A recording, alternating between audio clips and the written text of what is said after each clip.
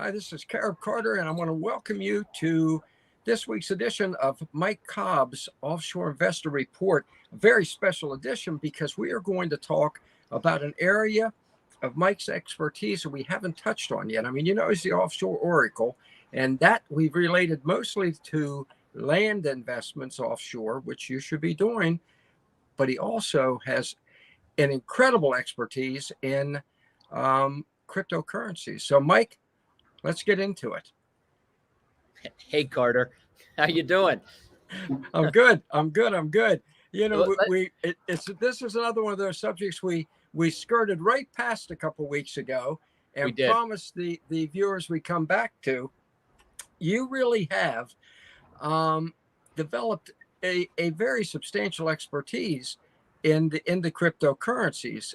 As a matter of fact, I believe you were just one of the featured speakers in February, or in January rather, in Miami at the let me get the title right, the North American Bitcoin Conference. Is that right? I was. And then I also just got back from Miami, where I spoke at 3 different crypto conferences, including the Bitcoin 2022, which had over 30,000 Bitcoiners there. It was incredible. It's just something to see when you got 30-some thousand folks who are all Bitcoin enthusiasts gathered together for a conference. The electricity in the air is just palatable. I mean, it was spectacular. But can I correct one thing you said? You said that I'm an expert in cryptocurrency, and that's not really true. My expertise is in the interface between cryptocurrency and real estate. That's really because cryptocurrency such a big, broad topic that no one can be an expert in cryptocurrency, right? But that's my specific focus and expertise. Yeah. Well, I appreciate that. Thank you for that correction, that clarification, because it is very important. I mean, and what impresses me is that you were really a pioneer in offshore investing over 25 years ago now. Yep. And now I want to put it this way, you're pioneering that relationship between cryptocurrency and offshore investing. Fair enough. Absolutely. And, and it really all got started about 5 years ago when we took our very first Bitcoin payment. Somebody came to us and they said, hey, I'd like to buy some. It was actually teak. It was one of our teak plantation parcels in Panama. And they said, we'd like to buy this teak, couple parcels, but can we pay with Bitcoin?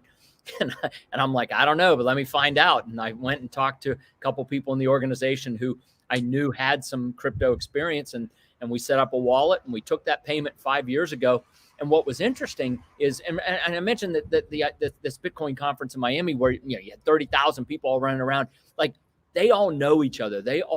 It's a very small community. Granted, 30,000 people is a lot of people, but compared to 300 million people in the U.S., it's a drop in the bucket, right? Yeah. It's a tight-knit community. And word started to spread that we would take Bitcoin and other cryptocurrencies in exchange for teak or properties. And so our crypto business has just grown. But the other thing that's been really neat is that because we do take it, and we're in the real estate space, and it is an alternative real estate space because it's offshore, right? And so crypto is kind of an outside the box thing, and offshore real estate's kind of an outside the box thing. Yep. So there's this real overlap in interest between people who own crypto and people who are looking for offshore real estate. And so we got invited to start presenting at a lot of the conferences that are crypto and Bitcoin centric. So that was really sort of the next evolution of it. And then, being around these folks and being in that space, I've learned a lot, but there's, my goodness, that industry changes every second. It's unbelievable. It's just, right. Every second. I think let's do this. I want to get into specific. We talked about property investment with Bitcoin, and one of the areas that we have touched on before, but I want to get a little more into now, is the incredible work you're doing in El Zante and El Salvador. So we can talk about that. Then I want to broaden more generally into an observation you made to Business Insider, but we'll finish up with that. But first, you talked about the land that people can buy from you, the homes they can buy from you with Bitcoin. And that, of course, El Zante and El Salvador just jumps to the forefront when we say that. Talk a little bit about what's happening in El Zonte, what you've seen there, and what you expect there. Sure. Well, it's funny. So last June, so almost a year ago now, I was speaking at the Bitcoin conference, the same one I was at Miami, but last year's version. And I was approached on the second day of the event by this guy. And it's an interesting story. So this guy taps me on the shoulder, whatever. And he goes, hey, you Mike Cobb? And like, yeah. And Mike, my name's Mike Peterson. I'm like, nice to meet you and whatever. And he goes, I've got this piece of property down in El Zonte that I'd like to develop. I'm in the food business. You guys are great developers. Again, we were the only development company at the Bitcoin conference last year, and we were one of two this year. I mean, it's incredible. But anyway, so he goes, you guys are developers. I checked you out. I saw you yesterday. I checked you out last night. You guys, would you be interested in looking at that? I said, absolutely. I said, well, here's what I need, Mike. I need a copy of the title. I need some maps, maybe a topo if you have that, a couple pictures, any kind of write up. Just send me, a few documents. And when I give people those instructions, most people go away because they don't have title, whatever. Who knows, right? They don't have maps. But this guy, this was it might have been a Friday or a Saturday, but by Monday, Tuesday of the next week, I'm getting emails from this guy. Here comes the survey. Here comes the title. Here comes this, that. And I'm like, all right, so it's real. Get on the phone and we start talking about what it could look like. And I'm looking at the property and whatever. And over the course of 4 or 5 weeks, we figure out a letter of intent, right? And so we get this letter of intent, and I hand it off to my business partner, Joel Nagel, who's one of the folks that you do programming with here. And and he's a lawyer. So I hand it off to Joel, and I'm like, hey, Joel, we got this letter LOI kind of figured out. Would you put it into something formal? So the next morning, I get a call from Joel's secretary, Mary, and she goes, Mike, do you know who you're working with in El Salvador? And I'm like, yeah, Mike Peterson. She goes, yeah, but do you know who he is? And I'm thinking, oh, I don't know. I'm just waiting for the shoe to drop. Like, all right, whatever. Yeah. She goes, he's the godfather of Bitcoin in El Salvador. I'm like, what? And she goes, yeah. He's the guy that got it all started there. Oh, and I didn't mention this, but at that conference, the president of El Salvador announced, this was last June, he announced that in September 7th, he was making Bitcoin legal tender in El Salvador. So, which is fantastic. And we're going to talk about that, which is fantastic. Okay. Yeah. So anyway, so this guy, Mike Peterson, I mean, here I am. I've talked to him now, I don't know, 10 times on the phone, emails back and forth. He never once mentioned to me that he was the guy that got Bitcoin started in El Salvador. It's just, and in that moment, I said to myself, this is exactly the kind of guy that I want to work with, right? Yeah. Here's a guy who didn't hold it out there. Oh, I'm beating his chest. I'm the godfather. No. He's just Mike Peterson, food business, has a little piece of property, wants to develop it, right?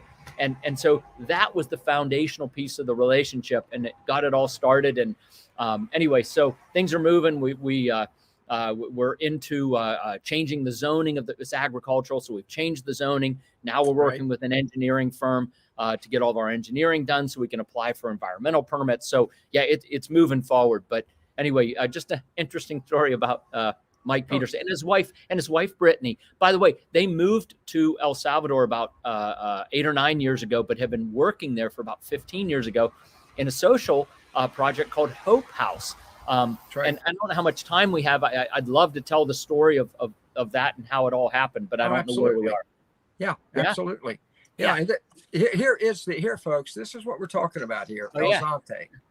I mean, this is the real deal. And there is a underway now, a Mike Cobb community there, folks, which, as you know, is the creme de la creme of residential resort communities in the Caribbean. So how's that coming along, and when can we expect to see, will people have an opportunity to buy with Bitcoin in the community? Absolutely. This will be a community for Bitcoiners. And so we really expect a complete sellout to folks in the Bitcoin community. Like I said, we've hired an engineering company. They're doing all the engineering work so that we can actually go submit the engineering documents to all the various ministries, most important, the Ministry of Environment, so we can get our permits. But, we had a meeting with the housing minister, I guess maybe 2 months ago now, just to tell her what our plans are. And she was enthusiastic, obviously. We're looking at creating a community of about, 350 to 450 addresses, depending on how it all plays out. Great. Yeah, but like you said, a Mike Cobb community.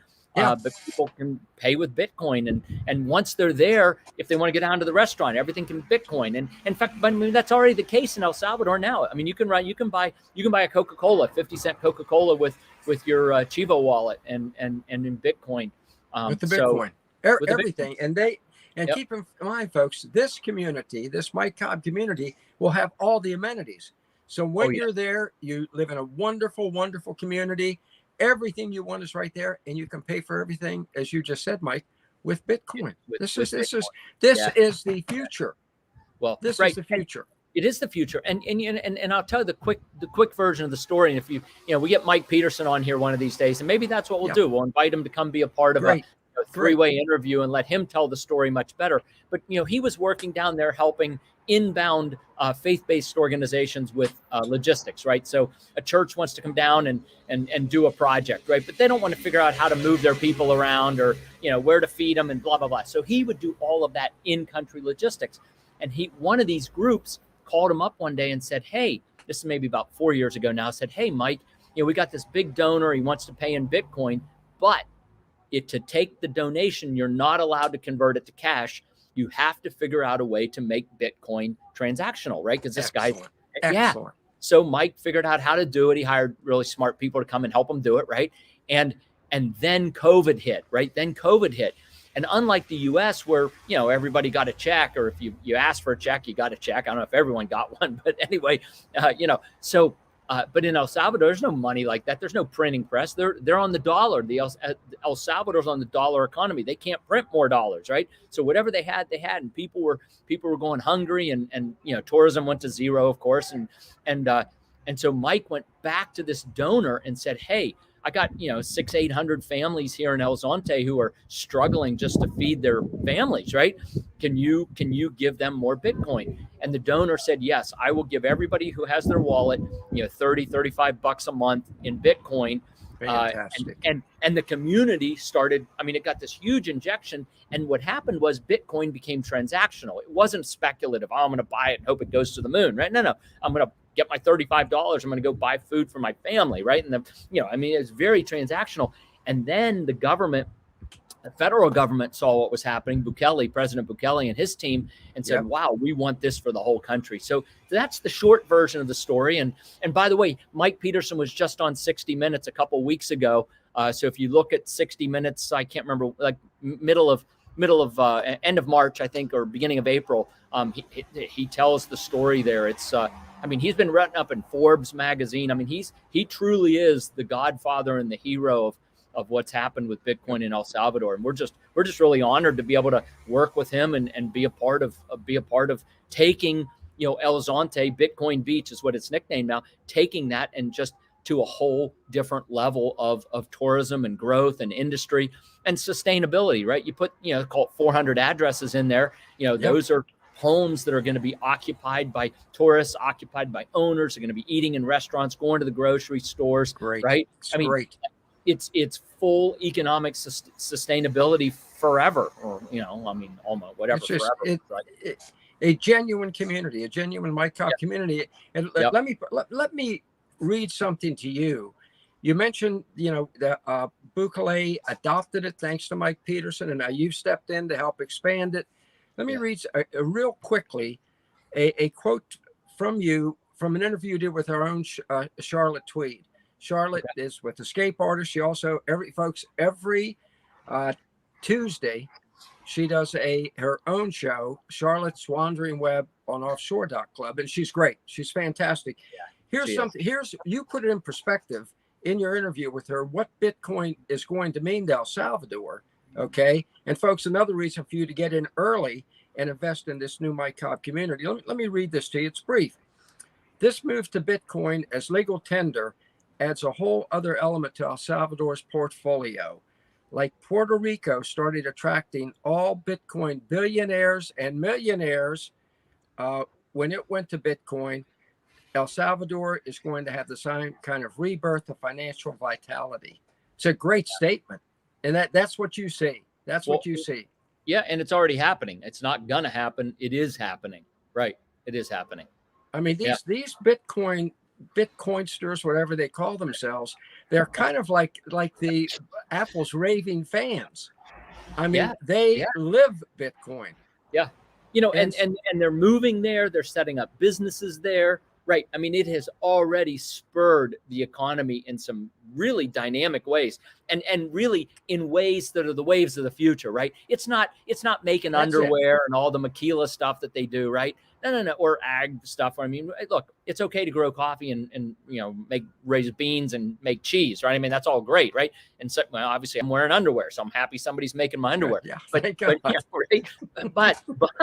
But to bring a whole new set of people in who are building businesses on the blockchain, I mean, this is where it's going. And El Salvador is now leading the way in many areas because so many people have just said, wow, I mean, I want to support Bukele. I want to support El Salvador. I'm going to take my business down there. Yeah.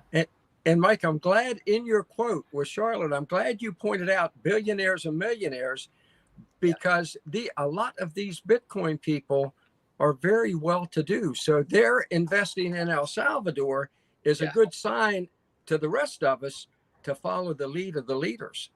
It's just that simple, right? I know you and Joel Nagel, folks, who does a show every Thursday at offshore.club, Global Wealth Fortress Report, which is incredible for asset protection. But he said a couple of weeks ago, you and him were, I guess it was the Miami conference, and he said, Carter, I've never seen so many Lamborghinis in my life. True. It's true. It's true. Yeah, a lot of these guys have silly money. Look, if you bought 10,000 Bitcoins when they were $1 a piece or $2 a piece or $5 a piece, right? You put 50 grand in, right?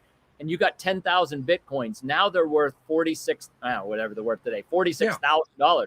You're worth $460 million today. I mean, I mean, like, wow. Right.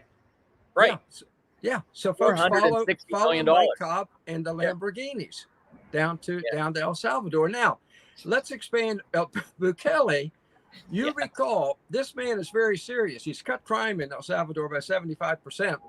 Yeah. And he's very serious about the Bitcoin as legal tender. You recall a couple of weeks ago when some members of Congress attacked him for it, and his response was, you need to learn to mind your own business, which was a great response. And that leads to the second quote that deeply impressed me from you to Business Insider. Okay. Yeah. And that is the global impact of Bitcoin and where you see it going. Mike, this is just a great statement. I want to read it verbatim because it blew me away when I read it. This was in, in January also. Okay, here's the quote, folks, and pay attention to this because this is why this gentleman is the Offshore Oracle, and it tells you something about the importance of what's going on with Bitcoin. Having alternative currencies will present international locations with monetary freedom from U.S. financial embargoes. This was long before all this disruption the U.S. is doing now. Yeah. In addition to safety and opposition to world inflationary financial insurance policies. This is an incredible statement. International locations like Iran have already begun utilizing Bitcoin to evade U.S. economic sanctions, and more international locations are exploring the Bitcoin currencies. That's an incredible statement. And I recall you're also saying that it frees people from restrictions from countries, not people, countries, from restrictions by the IMF. Yeah. In the time we have left, a few minutes, give us your insights into how you believe Bitcoin, cryptocurrencies in general, are going to change the global financial landscape, Mike, because our people need to hear that. Yeah, I said that, and I meant it. I still mean it. What that quote says. But I think one of the things we have to really remember is that the whole crypto, Bitcoin and crypto is really just a tiny drop in the bucket compared to the amount of fiat currencies that are out there, US dollar, euros, I mean, rubles, renminbi. I mean, you just go around the world, right? I mean, there's like gazillions, or I don't know what happens after, trillions, quadrillions, and I mean, it's on and on, right? I mean, there's just so much fiat, and the crypto stuff is just this tiny little drop in the bucket. But for the people who get in and adopt, I'm going to say the solid cryptos, Bitcoin being a very solid crypto, they're and Bitcoiners would say everything else is not, but I think there are other coins that are pretty solid out there too, right? There's a lot of crap. I mean, really, there's a lot of crap out there too. So, and it'll sort itself out over time as things do, right? But for the people who get in and adopt cryptocurrency, not as a speculative investment, but as a transactional medium, it does provide a measure of financial freedom and financial independence that nothing, maybe other than gold. Gold's just hard. I mean, what are you going to do? I mean, how much gold can you carry? You know what I'm saying? Yeah, that's right. If you're worth $460 million of gold, like you better have a semi tractor trailer, I guess. I don't know how much that is. It's right. Anyway, but I mean, gold offers the same kind of thing, right? But I just want to throw like a total wild card into the mix, and we can talk about it another day. I read an article in Zero Hedge, how the sanctions that are happening now in Russia, the U.S. sanctions in Russia, are really exacerbating a very rapid shift from a world dominated by U.S. dollars to a commodity-based fiat system, right? And so I think that this moving to commodities as the basis of fiat, as opposed to gold standard and then the U.S. dollar reserve standard. I mean, we've seen this change over time, right? It's changing, yeah, absolutely. And so now we're going to mix. Now we're going to see this big sea change into commodities being the heavy factor in the value of fiat, right? But then you're going to have this crypto thing nibbling on the side. I mean, it's going to get real interesting. It's going to be dynamic. It's going to be, it's going to be scary too. I mean, it's going to be up. It's going to be down. I mean, there's a lot of elements at play here, right? And establishments like the U.S. Aren't going to go easy, right? No, I mean, the U.S. doesn't want to lose homogeny on the dollar system. I mean, like they're going to fight it as long as they can. But all empires end, right? All empires end. And I mean, you can be on the right side or the wrong side of that equation. I mean, you can wish and hope that it wouldn't, but that doesn't make it not happen. So anyway, I think we should all hedge our bets a little bit and be smart, have commodities, have some crypto, have some gold, right? Have offshore real estate. I mean, I think owning a piece of real estate outside your home country, it's just such a simple, easy thing to do. I mean, it's just so simple and so easy, but could be the difference between life and death someday in the future, right? I mean, if things totally go off the rails, in your home country, and you have a place overseas that you can move to, like that really could be the difference between life and death. Sure could. And, I mean, it's just not that hard, and I hope folks will take a chance to really explore that seriously. Yeah. Hey, before we go, Carter, I just got to show you guys. So I was up on my balcony and I couldn't get enough Wi-Fi. I was looking out over top of this marina and all this stuff behind me. I am in the Azores today, and I'm in the main airport is Punta Delgado, the town. It's not the airport; it's the town of Punta Delgado. And one of these times, I'm here to look at a villa project that our good friend Joel Nagel has put together for folks looking for a second residency in Portugal, right, which is an EU country, so you can get an EU residency. It's their golden visa program. I'm off to meet the architects tomorrow and then see the property owner. With the deal's coming together, it's almost finished. So one of these times, Carter, we should talk about the Azores as well. So anyway, I think it's great. And also, Portugal does not tax Bitcoin.